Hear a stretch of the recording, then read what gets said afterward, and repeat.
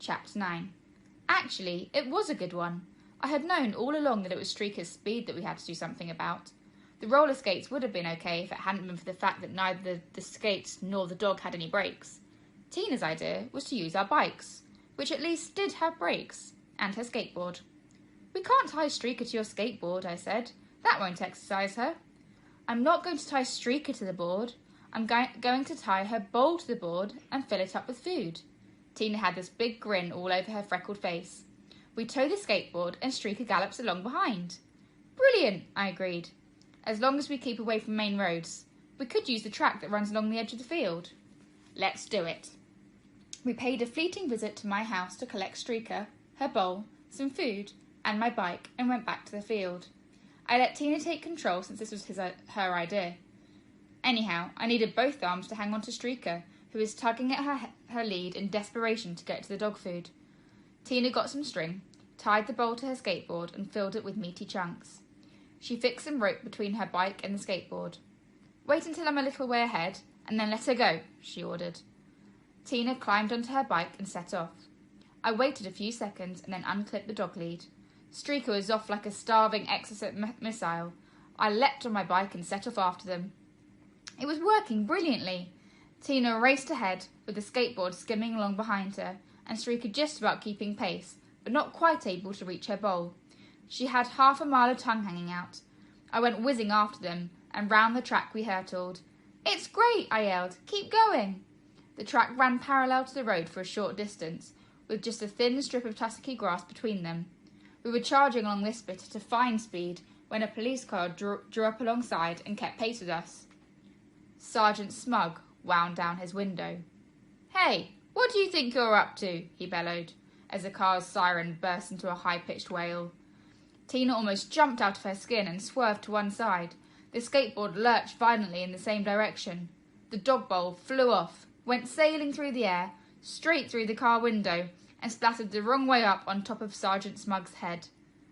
And as if that wasn't bad enough, Streaker went pounding after it. She zoomed through the window and immediately set about eating the dog food, even though most of it was still stuck to the sergeant's head. Unfortunately, he was still trying to drive his car. He did manage to keep going a little further, even though Streaker was bouncing up and down in his lap and taking great slurping licks at his face. Eventually, a thick hedge and a deep ditch stopped any further progress. Clouds of steam belched out from the punctured radiator. The siren gave a last feeble wail of despair and died. Sergeant Smug struggled out, flailing his arms like a hyperactive windmill in a futile bid to keep Streaker at bay. I threw a glance at Tina and noted that she looked just like I felt, nerve-numbingly horrified. It was definitely going to be prison this time. The end result of all this was that Tina and I paid yet another visit to the police station, only we had to wait until a second police car came, and a breakdown truck too. Sergeant Smug insisted on arresting Streaker, and the skateboard, and the dog bowl. "It's all evidence for the prosecution," he scowled. "You've got a meaty chunk stuck behind your ear, Sarge," one of the constables pointed out, winking at me. That made me feel a bit better. Not a lot, of course, but it was as if someone was on my side. Dad had to come and get us again.